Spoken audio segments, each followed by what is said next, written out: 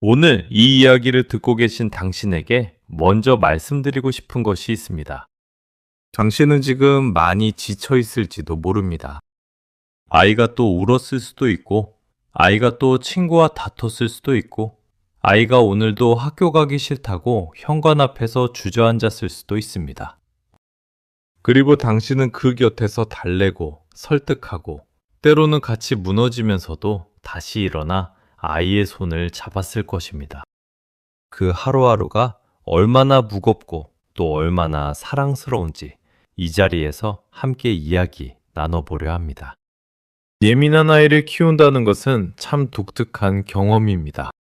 세상의 많은 육아책들은 아이를 어떻게 훈육할지, 어떻게 사회성을 키울지, 어떻게 감정을 조절하게 할지를 가르쳐 줍니다. 그런데 예민한 아이를 키우는 부모는 그 책들을 읽으면서 자꾸 마음 한켠이 불편해집니다. 내 아이는 그 방법대로 되지 않기 때문입니다. 조용히 달래면 더 크게 울고, 논리적으로 설명하면 더 깊이 상처받고, 강하게 훈육하면 며칠씩 마음의 문을 닫아버립니다. 그래서 부모는 자꾸 스스로에게 묻습니다. 내가 뭔가 잘못하고 있는 걸까? 내 아이가 문제가 있는 걸까? 오늘 저는 그 질문에 다르게 답해드리려 합니다. 지금으로부터 약 400년 전 영국의 한 극작가가 아주 이상한 이야기를 썼습니다. 한여름밤 숲속에서 요정들이 날아다니고 마법의 꽃즙이 사람의 눈에 뿌려지고 당나귀 머리를 한 남자가 요정 여왕의 사랑을 받는 이야기. 논리도 없고 현실도 없고 어떤 규칙도 통하지 않는 그 숲속의 이야기를 윌리엄 셰익스피어는 한여름밤의 꿈이라는 제목으로 세상에 내놓았습니다. 사람들은 처음에 그 이야기를 보며 웃었습니다. 말도 안 된다고, 너무 황당하다고. 그런데 수백 년이 지난 지금 그 이야기는 여전히 전 세계 무대에서 공연되고 수많은 사람들의 마음을 움직이고 있습니다. 왜일까요? 그것은 아마도 그 이야기 안에 우리 모두가 마음 깊은 곳에서 알고 있지만 쉽게 말하지 못했던 진실이 담겨 있기 때문일 것입니다. 세상의 기준으로는 이상하고 엉뚱해 보이는 것들이 사실은 얼마나 아름다운지, 남들이 이해하지 못하는 감각으로 세상을 바라보는 눈이 얼마나 소중한지, 그리고 그 이상하고 엉뚱한 세계가 사실은 처음부터 완전했다는 것에 오늘 저는 셰익스피어의 한여름밤의 꿈을 통해 예민한 아이를 키우는 당신에게 그 이야기를 전하려 합니다. 육아서가 아닙니다. 처방전도 아닙니다. 그저 400년 전 한 천재 작가가 한여름밤 숲속에서 발견한 아름다운 진실을 오늘 당신의 귓가에 조용히 속삭여 드리려 합니다. 잠시 하시던 일을 내려놓으시고 편안하게 들어주시면 감사하겠습니다. 오늘 이 시간이 당신의 마음에 작은 위로가 되기를 진심으로 바랍니다.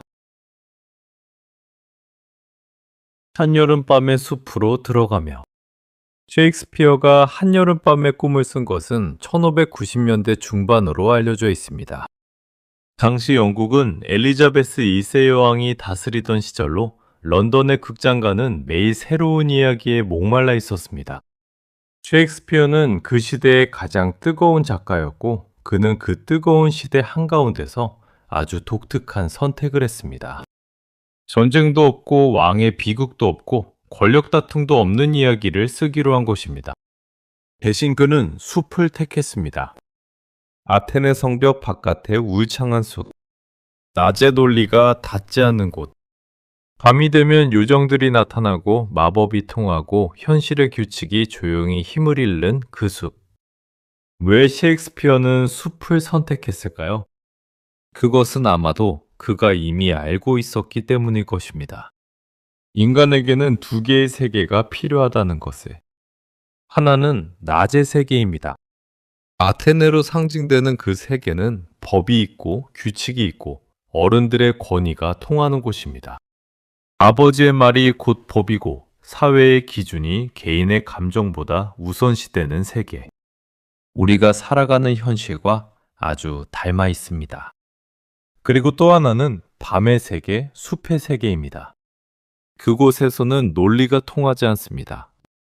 감정이 먼저이고, 감각이 먼저이고, 마음이 먼저입니다. 아무리 이상해 보여도 그 순간 느끼는 것이 진실이 되는 곳. 여기서 잠깐 우리 아이들을 떠올려 보겠습니다.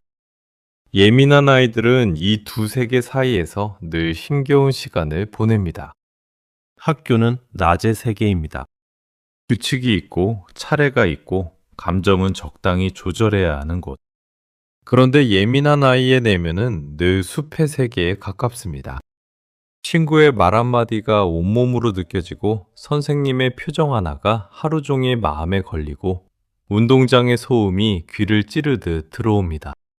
남들은 그냥 지나치는 것들이 이 아이에게는 하나하나 의미 있게 다가옵니다. 그래서 지칩니다. 그래서 울고, 그래서 학교 가기 싫어하고, 그래서 집에 돌아오면 방문을 닫고 혼자 있으려 합니다. 많은 어른들은 이것을 고쳐야 할 문제로 봅니다. 좀 더 강해져야 한다고, 좀 더 사회성을 키워야 한다고, 별것 아닌 일에 너무 예민하게 반응하지 말라고 가르칩니다. 그런데 셰익스피어는 400년 전에 이미 다른 이야기를 했습니다. 낮의 세계에서 통하지 않는 것들이 숲의 세계에서는 가장 빛나는 것이 될 수 있다고. 아테네의 법정에서는 어울리지 않았던 사람들이 한여름밤의 숲에서는 가장 아름다운 이야기의 주인공이 된다고. 예민한 아이는 낮의 세계에서 늘 조금 어색합니다. 너무 많이 느끼고, 너무 깊이 생각하고, 너무 크게 반응합니다. 그런데 그 아이의 내면에는 숲이 있습니다. 남들은 들어가지 못하는 아이만의 울창하고 신비로운 숲.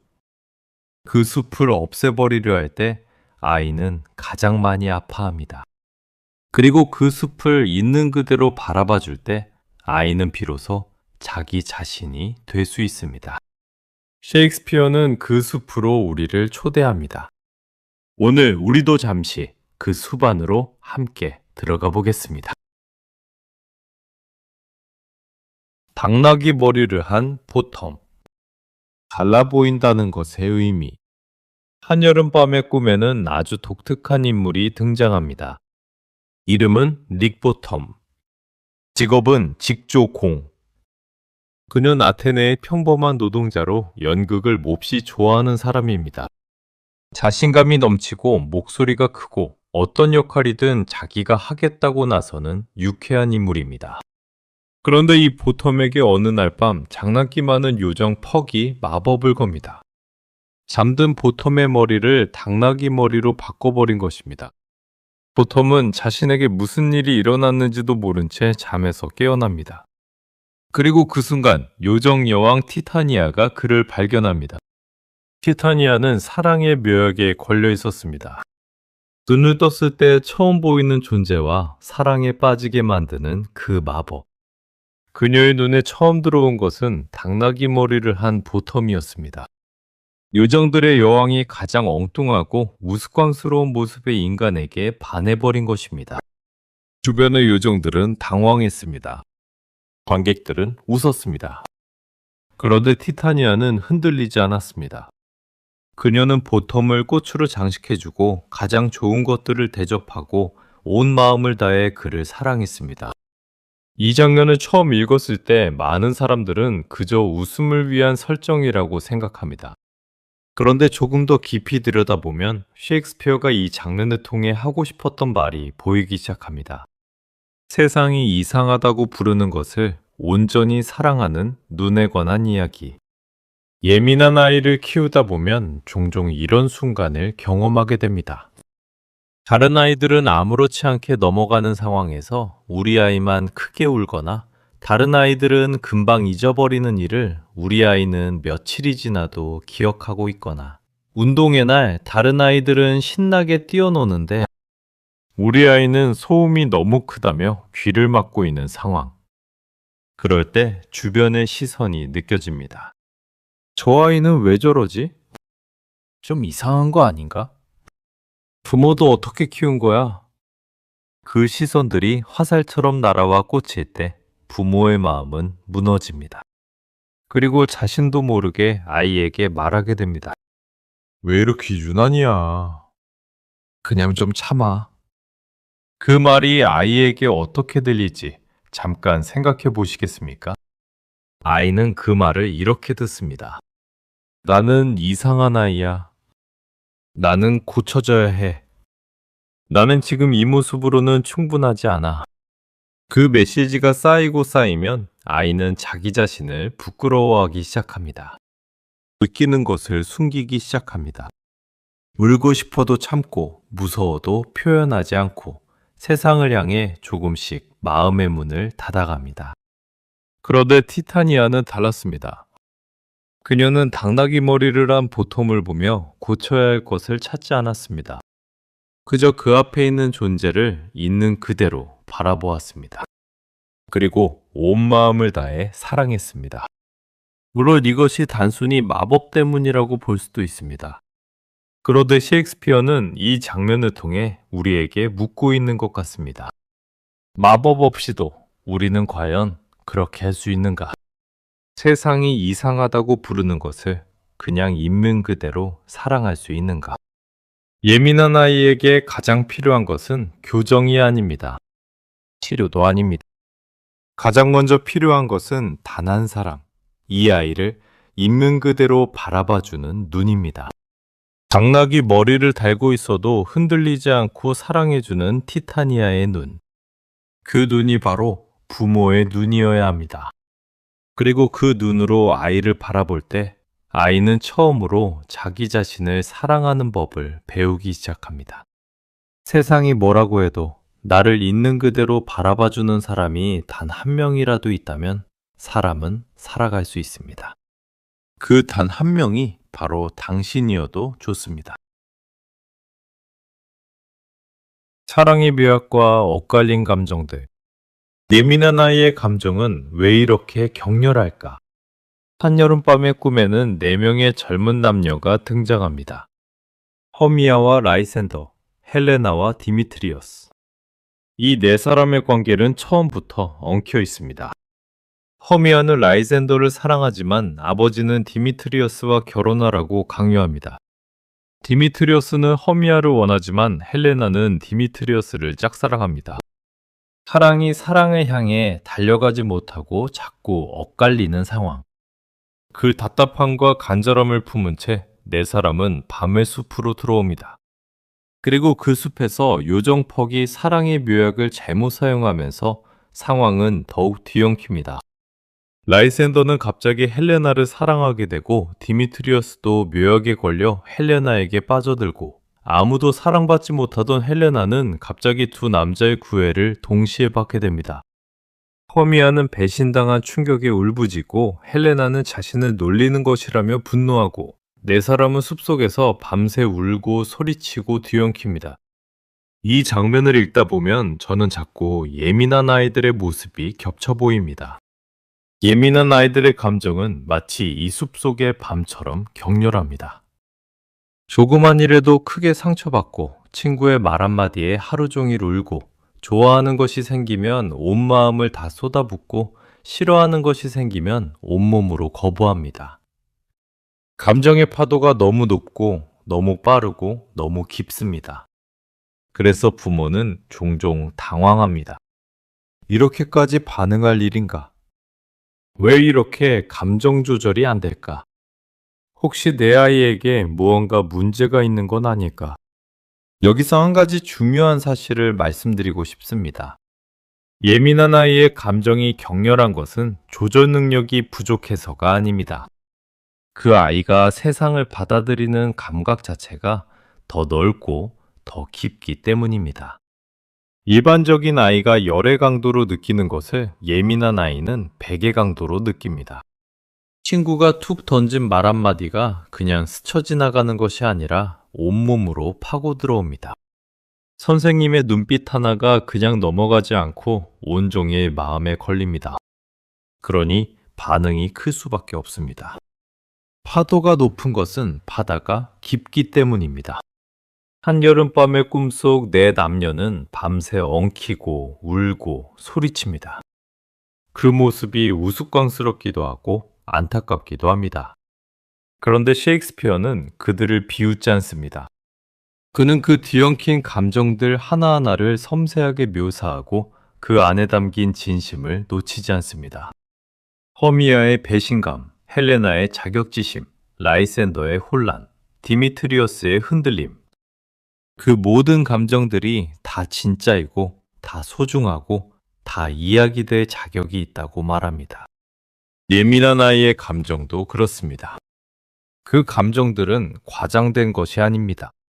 그 아이에게는 진짜입니다.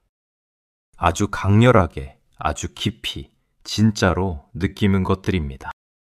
그래서 그 감정을 별것도 아닌 일에라는 말로 축소해버릴 때 아이는 자신의 내면이 부정당하는 느낌을 받습니다.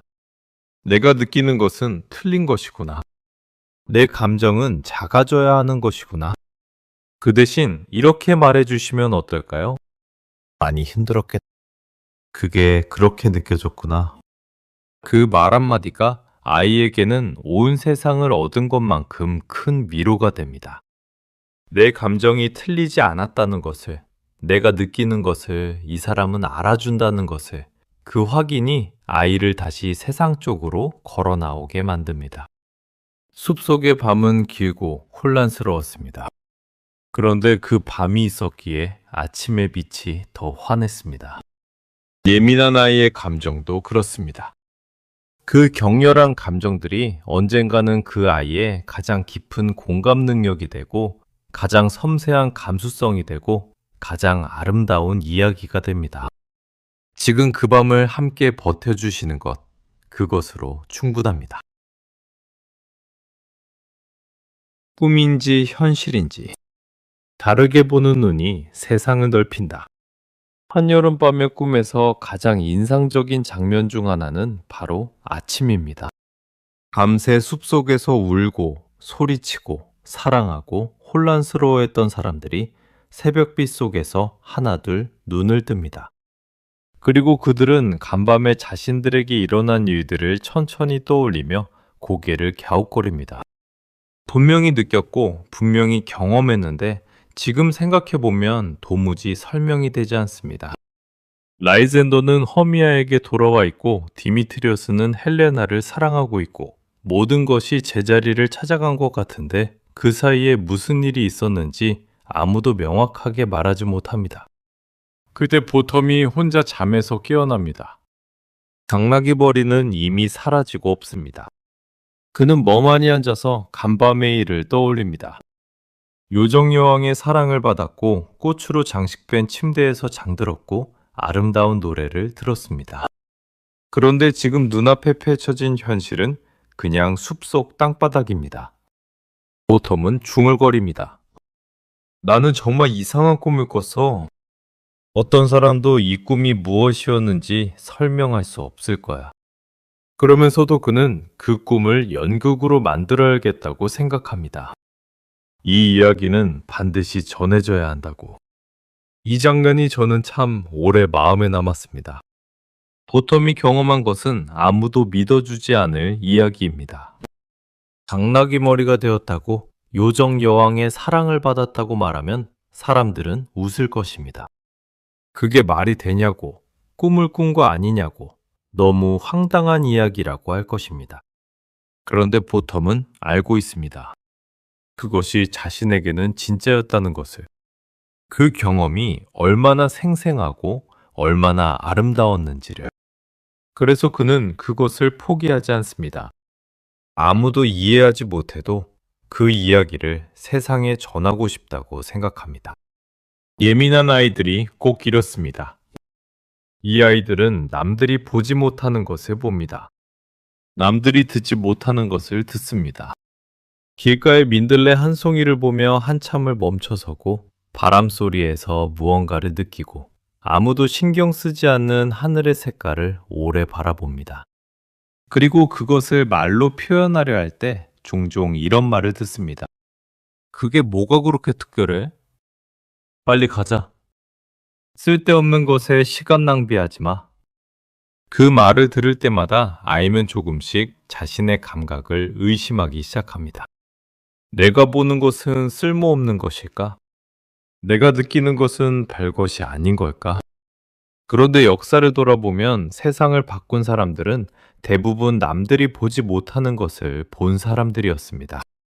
사과가 떨어지는 것을 보며 중력을 발견한 뉴턴, 아무도 주목하지 않던 곰팡이에서 페니실린을 발견한 플레밍, 남들이 그냥 지나치는 일상의 풍경에서 시를 건져 올린 수많은 시인들. 그들은 모두 어린 시절 조금 이상한 아이, 조금 엉뚱한 아이, 조금 다른 아이였을 가능성이 높습니다. 바르게 보는 눈은 결함이 아닙니다.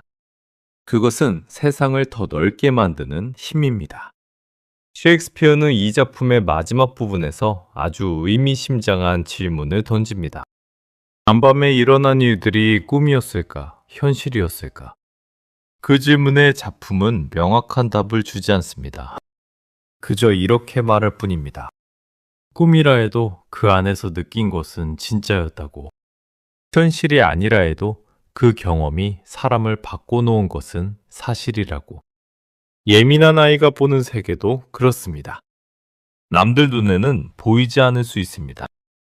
남들이 이해하지 못할 수도 있습니다. 그런데 그 아이에게는 진짜입니다. 생생하게 느껴지는 진짜 세계입니다. 그 세계를 인정해 주는 것, 그 세계를 함께 들여다봐 주는 것, 그것이 부모가 아이에게 줄 수 있는 가장 큰 선물 중 하나입니다. 꿈과 현실의 경계에서 아이는 오늘도 묻고 있습니다. 내가 보는 것이 진짜인가요? 그 질문에 당신이 이렇게 답해 주시기를 바랍니다. 그래, 진짜야. 네가 보는 것은 소중해. 그 말 한마디가 아이의 세계를 지켜줍니다. 퍽의 마지막 독백. 부모가 아이에게 건네야 할 말. 한여름밤의 꿈은 아주 독특한 방식으로 끝납니다. 모든 갈등이 해소되고 새쌍의 연인이 결혼식을 올리고 보텀과 친구들의 연극이 끝난 뒤 무대 위에 홀로 남은 요정 퍽이 관객을 향해 말을 건넵니다. 그 독백은 셰익스피어의 모든 작품을 통틀어 가장 아름다운 마무리 중 하나로 꼽힙니다. 퍽은 이렇게 말합니다. 우리 요정들이 그림자에 불과하다면, 그리고 이 이야기가 마음에 들지 않으셨다면 그저 이렇게 생각해 주십시오. 당신이 졸다가 잠깐 꾼 꿈이었다고. 그러니 용서해 주십시오. 이 독백을 처음 읽었을 때 저는 한참 동안 멈춰 있었습니다. 퍽은 사과하고 있습니다. 완벽하지 못했을 수도 있다고, 실수가 있었을 수도 있다고, 그러니 너그럽게 봐달라고. 그런데 그 사과의 방식이 참 독특합니다. 변명하지 않습니다. 해명하지 않습니다. 그저 솔직하게 우리는 그림자일 수도 있다고 말합니다. 완전하지 않을 수 있다고 인정합니다. 그리고 그 인정 위에서 용서를 구합니다. 이 장면을 보면서 저는 자꾸 부모의 모습이 떠올랐습니다. 예민한 아이를 키우는 부모는 늘 완벽해야 한다는 압박을 느낍니다. 아이가 예민하니까 내가 더 잘해야 한다고, 내가 실수하면 아이가 더 힘들어진다고, 항상 따뜻하고, 항상 인내심 있고, 항상 올바른 말을 해야 한다고. 그런데 현실은 그렇지 않습니다. 아이가 또 울면 나도 모르게 목소리가 높아지고, 아이가 또 버티면 지쳐서 차갑게 말하게 되고, 하루 종일 달래다가 결국 방문을 닫고 혼자 울기도 합니다. 그리고 그 뒤에 찾아오는 죄책감. 나는 왜 이럴까? 나는 좋은 부모가 아닌가 봐.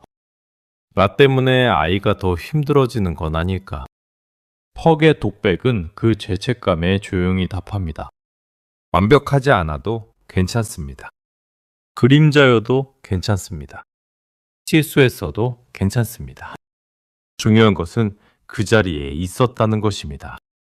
한여름밤의 숲에서 퍽은 실수를 많이 했습니다.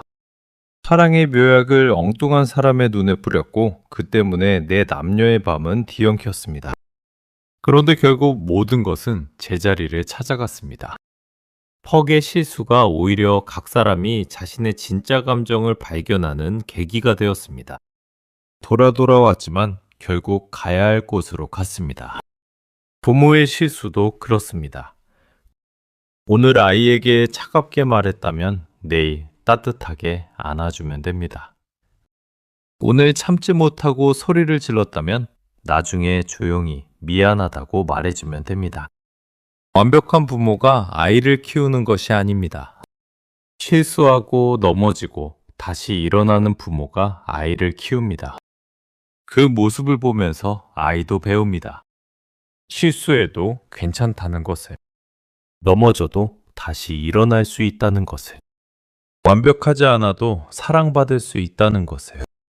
예민한 아이에게 가장 필요한 것은 완벽한 부모가 아닙니다. 자신과 함께 흔들리면서도 곁을 지켜주는 부모입니다.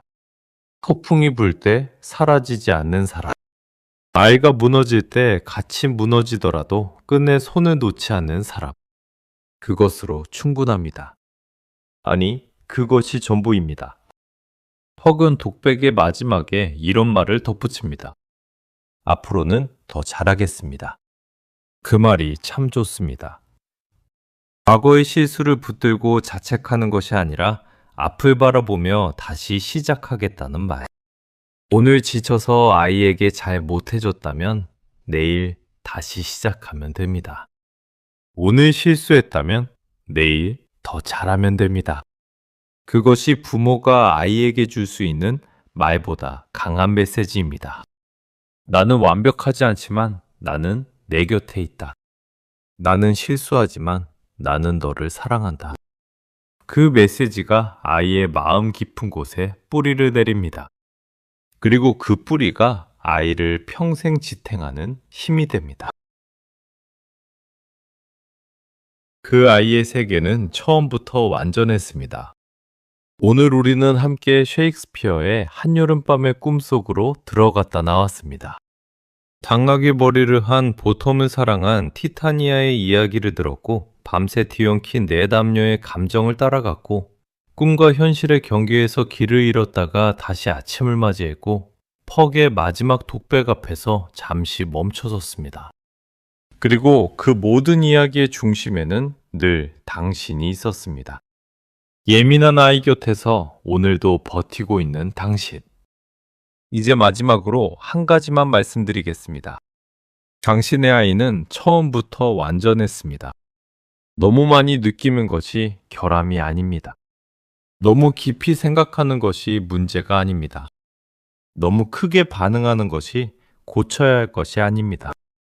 그 모든 것들이 합쳐져서 지금 이 아이가 되었습니다. 세상 어디에도 없는 단 하나뿐인 이 아이가. 셰익스피어는 한여름밤의 꿈을 통해 우리에게 이렇게 말합니다. 낮의 세계에서 어울리지 않는 것들이 밤의 숲에서는 가장 빛나는 것이 될 수 있다고.